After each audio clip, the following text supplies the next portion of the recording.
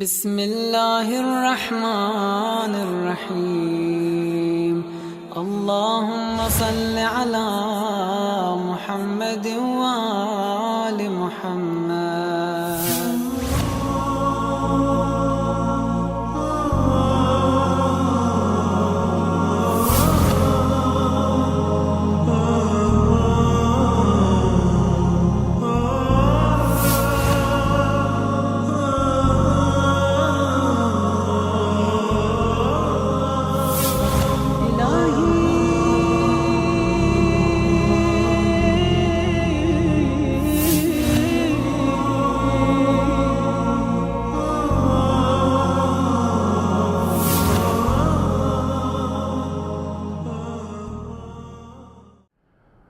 أعوذ بالله السميع العليم من الشيطان اللعين الرجيم. بسم الله الرحمن الرحيم. الحمد لله رب العالمين بارئ الخلائق أجمعين باعث الأنبياء والمرسلين، ثم الصلاة والسلام على أشرف المرسلين حبيبي وحبيب إله العالمين أبي القاسم المصطفى محمد وعلى آل بيته الطيبين الطاهرين وصحبه المنتجبين.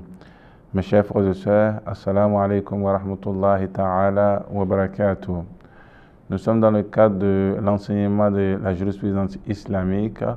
Donc, nous étions arrivés à ce thème qui est d'une importance aussi capitale, parce que nous avons fini réellement de traiter al-Khums et les conditions de Khums, à qui il faut remettre le Khums, et aussi les points comment on appelle la division des Khums entre la partie d'Allah subhanahu wa ta'ala, du prophète et de l'imam qui doit être donné à l'imam du temps. Aujourd'hui, les successeurs de cet imam, ce n'est rien d'autre que les savants et les maraji. Et aussi, nous avons essayé aussi de dire que les pauvres Sadat, la descendants du prophète, aussi les Ibn Sabil, les Masakin, tout ce qui est besoinier, les pauvres, aussi les voyageurs qui n'ont pas de moyens pour arriver à leur destination, donc où se retourner.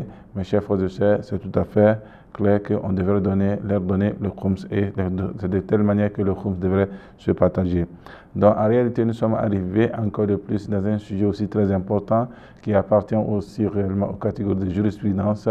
On appelle al-amru bil ma'ruf wa nahy anil munkar, c'est-à-dire que ordonner le convenable et interdire le blâmable. Et ça, cela est un sujet qui intéresse tout le monde, tous les musulmans individuellement d'abord, et c'est l'obligation de tout le monde lorsqu'il constate dans la société que certaines personnes sont en train de poser, ou une personne en train de poser ce qui est interdit. En réalité, il faudrait le rappeler au normal, à la normale réalité, pour dire que ce qu'il est en train de faire va à l'encontre de la volonté de Dieu, et aussi de l'autre côté, ceux qui sont en train aussi de s'abstenir, à poser aussi les actes recommandés, alors il faut les interpeller afin qu'ils puissent réellement s'intéresser et réellement à poser ces actes, à ne pas commettre aussi les interdits. Et cette obligation, mes chers frères et sœurs, s'interpose. Il faut s'interposer aussi, bien sûr, ceux qui veulent réellement, et qui insistent aussi de poser les interdits d'Allah subhanahu wa ta'ala. Il faut s'interposer, et c'est ce qui veut dire al-amru bil ma'ruf wa nahy anil munkar. Donc, à l'impromptu, mes chers frères et sœurs, ce qui vient en deuxième lieu, c'est qu'il y a l'importance de l'ordonnance du convenable et l'interdiction du blâmable. Il y a réellement une importance là-dedans. La première importance, et c'est un propos rapporté de l'imam immaculé, et affirme que ce sont les imams lorsqu'ils parlent. Et donc, c'est bien limité, c'est bien jugé, et il y a plein de sagesse là-dedans. Ils disent que l'ordonnance du convenable et l'interdiction du blâmable font partie de l'obligation les plus importantes et les plus vertueuses.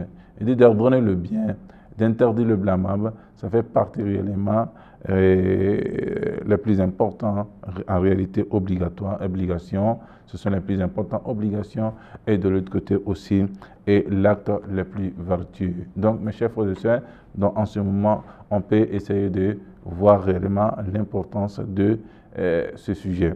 Il y a aussi d'autres hadiths. Les obligations religieuses sont renfermées par l'ordonnance du convenable et l'interdiction du blâmable. Et dit que réellement les obligations religieuses se solidifient, deviennent très fortes, et peut avoir une influence dans la société que seulement que lorsque on ordonne le bien et on interdit le blâmable. Donc, mes chers frères et sœurs, il y a cela lorsqu'on parle aussi, il y a encore des hadiths lorsque l'Immaculée nous dit que si les gens cessent d'ordonner le convenable et d'interdire le blâmable, mes chers frères et sœurs, la bénédiction est enlevée et les prières ne seront pas exaucées.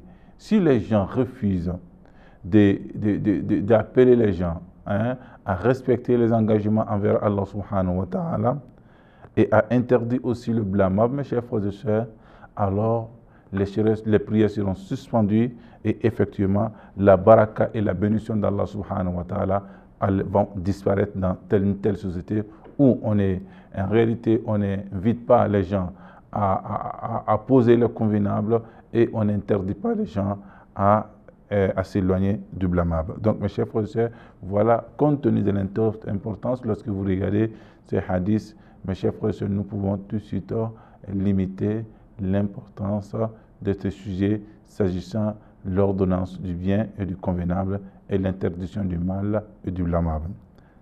Définition, mes chers frères et sœurs, de l'ordonnance du convenable et de l'interdiction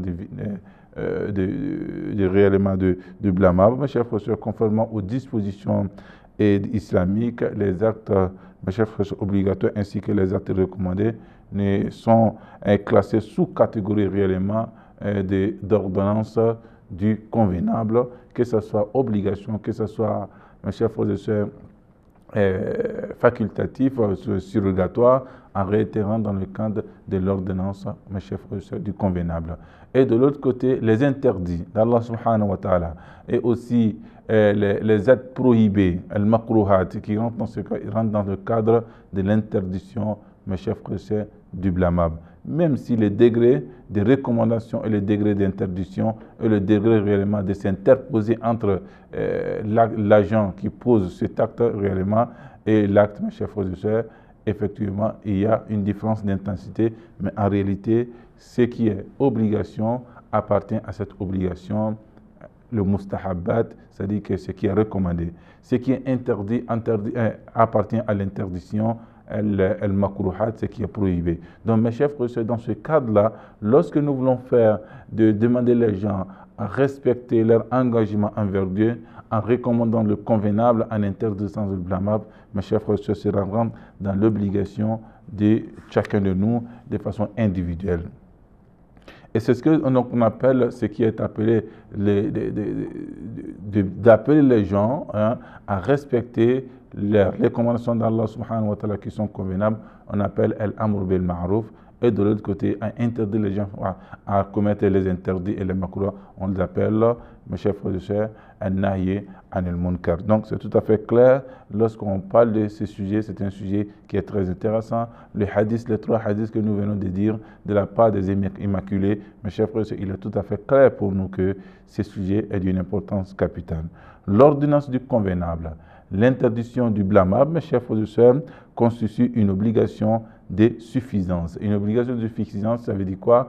Une obligation communautaire. Si quelqu'un s'élève entre nous pour s'interposer, alors, mes chers frères et sœurs, qui incombe toute la foi certains, et elle cesse alors de s'imposer à d'autres. Donc, si quelqu'un s'élève à ordonner le bien, quelqu'un est en train de commettre un blâmable et un interdit, si quelqu'un s'élève à l'appeler à respecter son engagement, à ne pas commettre l'interdit en face, en réalité, il s'est acquitté de cela et ça devient une obligation suffisante, al-fardu al-kifa'i. Non, en réalité, cela vaut pour nous, mes chers frères et sœurs. Nous, les autres qui sont restés sans parler, alors ça ne devient pas encore obligatoire pour nous. Donc, cela ne s'impose plus à nous comme étant une obligation, mes chers frères et sœurs.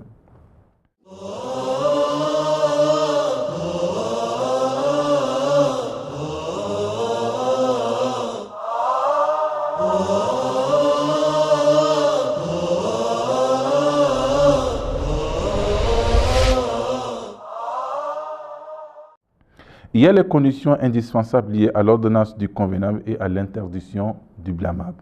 Il y a des conditions, mes chers frères et sœurs, ce n'est pas n'importe qui, n'importe quel moment que l'on peut se lever pour appeler les gens à la recommandation d'Allah subhanahu wa ta'ala et interdire les gens à commettre les blâmables.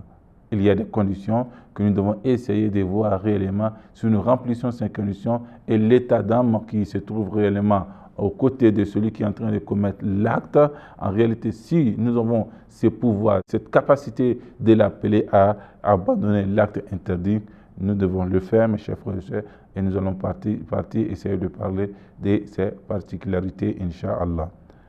Donc, mes chers frères et sœurs, lorsque vous essayez de voir dans ce cas, et vous allez trouver que l'ordonnance du convenable et l'interdiction du blâmable, mes chers frères et sœurs, deviennent alors une obligation. Et quand certaines conditions sont réunies, et elle nécessite être, c'est une obligation quand certaines conditions sont réunies. Il fait partie de ces conditions, mes chers frères et sœurs, quiconque ordonnant le convenable et interdisant le blâmable, mes chers frères et sœurs, doit savoir que l'acte que l'autre est en train de poser est interdit et celui qui est en train d'abandonner est une obligation. Mes chers frères et sœurs, il ne faudrait pas alors s'engager aveuglément. Il faut comprendre réellement ce qu'il est en train de poser. Lorsque vous voulez essayer de l'interdire à commettre le blâmable, il faut comprendre réellement qu'il s'agit du blâmable. Il s'agit d'une interdiction. Lorsque tu lui recommander de faire quelque chose, il faut comprendre réellement qu'il s'agit d'une obligation. Au moins des choses, il y a ce point avant de l'appeler. Il y a ce point. Et quand on estime, mes chers frères et sœurs, à son acte, à son action d'ordonner, d'ordonner le convenable et d'interdire le blâmable, mes chers frères et sœurs, aura de l'impact, sinon on n'est pas tenu par une telle obligation. Si on sait, lorsqu'on veut appeler l'autre réellement à respecter son engagement envers Dieu, en abandonnant l'interdit et le blâmable, en venant vers l'obligation et les recommander, mes chers frères et sœurs, il faudrait qu'on soit sûr que cet acte peut avoir une influence dans son comportement, peut avoir un impact réellement, afin qu'il puisse abandonner cet interdit qu'il veut commettre. Il faut qu'on ait, mes chers frères et sœurs, cette certitude avant de commencer. Si on n'a pas cette certitude, il ne devient pas alors obligatoire. Il y a aussi, mes chers frères et sœurs, lorsqu'on parle, quand on est sûr que le pécheur, le pécheur qui persistait, mes chers frères et sœurs, dans le péché, est prêt à abandonner ce qu'il fait, de sorte qu'il ne sévirait pas aussi, n'aura pas l'occasion, mes chers frères et sœurs, de récidiver réellement, et on n'est pas tenu d'ordonner le convenable et d'interdire le blâmable. Si quelqu'un est en train de poser un acte interdit pendant des années, mais aujourd'hui nous sommes sûrs et certains que cette personne est prête à abandonner ses actes d'interdit, alors il n'est plus obligatoire de persister, mes chers frères et sœurs, de partir vers elle et l'appeler à abandonner l'abandonnable, parce que lui-même il est prêt à abandonner en réalité le blâmable. L'ordonnance du convenable et l'interdiction du blâmable ne doivent pas porter atteinte à sa vie. Si vous savez appeler les gens à respecter les recommandations d'Allah subhanahu wa ta'ala, à ne pas commettre les blâmables et les interdits, à venir et respectant réellement les obligations et les recommander, mes chers frères et sœurs, si nous savons que cela peut atteindre notre vie, mes chers frères et sœurs, mettre notre vie en danger, alors ce n'est plus obligatoire pour nous et à son honneur, ainsi qu'une partie considérable de ce bien est propre à ceux de ses proches, même si on sent réellement que cela peut mettre en danger nos biens, ou aussi les parents proches, mes chers frères et sœurs, de ses partisans et de ses compagnons, et de tous les autres croyants, ou aussi les croyants. Si vous savez que vous voulez appeler en réalité les gens à respecter les engagements de Dieu, que cela peut avoir réellement, mes chers frères et sœurs, une influence négative sur la vie individuelle et sociale de la communauté musulmane de façon générale, alors il n'est plus demandé de façon recommandée d'appeler les gens à respecter les recommandations et aussi abandonner les interdits. Cela est là, mes chers frères et sœurs, je crois que ce point est tout à fait clair. Nous avons, mes chers frères, les différents degrés d'ordonnance et le convenable d'interdiction du blâmable. Ce n'est pas parce que lorsqu'on parle de l'interdiction des recommandations du convenable et l'interdiction du blâmable, il y a des degrés que nous devons suivre. Il suffit de voir dans quel degré vous vous trouvez, mes chers frères et sœurs. Alors, lorsque nous regardons dans ce cadre-là, il existe des différents degrés pour ordonner le convenable et interdire le blâmable, mes chers frères et sœurs, et en ce sens qu'on n'a pas le droit, mes chers frères et sœurs, de passer un degré supérieur sans autant passer par le degré inférieur. Donc, c'est coordonné, et Inch'Allah, que nous puissions ici essayer de voir. Les degrés dont il est question se présentent comme suite. Les degrés sont là comme question se présentent comme suite, mes chers frères et sœurs.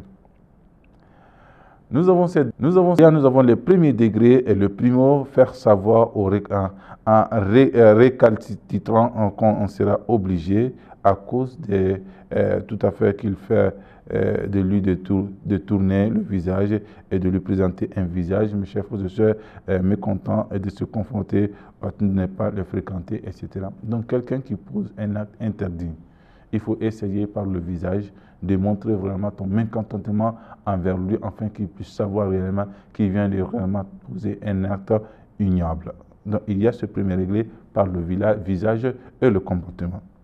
En second lieu, mes chers frères et sœurs, il y a cela lorsque c'est contenté d'ordonner d'intervenir verbal, c'est-à-dire intimer, mes chers frères, l'ordre à récalcitrant de s'acquitter réellement de ses obligations qu'il a abandonné au péché, de ne plus recevoir, mes chers frères et sœurs. Il est demandé alors, en deuxième lieu, de le menacer, de le faire porter, essayer de le voir en parole, essayer de le conscientiser, en fait qu'il puisse abandonner ce péché. En troisième lieu, monsieur, oser de la forcer pour empêcher le blâmable et raffermer l'obligation, c'est-à-dire de le punir, et aussi, mes chers frères et sœurs, et c'est ce qui est le punir le fautif et de punir. Là, on parle de physique, la punition doit intervenir en cela. Donc, il y a ces trois catégories.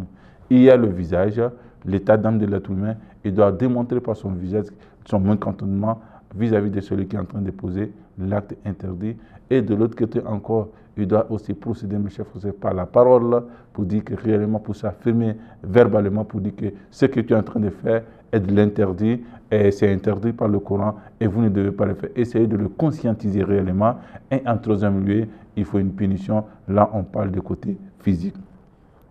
Il y a des dispositions, Inch'Allah, relatives, mes chers frères et sœurs, que nous allons essayer de revenir sur ces dispositions, et le temps qui nous a été donné s'est écoulé. Inch'Allah, mes chers frères et sœurs, et nous allons essayer de continuer. Les dispositions relatives à l'ordonnance du convenable, à l'interdiction du blâmable, nous allons essayer de revenir sur ces dispositions. Inch'Allah, que le Seigneur fasse de nous musulmans sincères et pieux, qu'il dirige nos pas. Et sur ce, mes chers frères et sœurs, je vous dis assalamu alaikum wa rahmatullahi ta'ala wa barakatuh.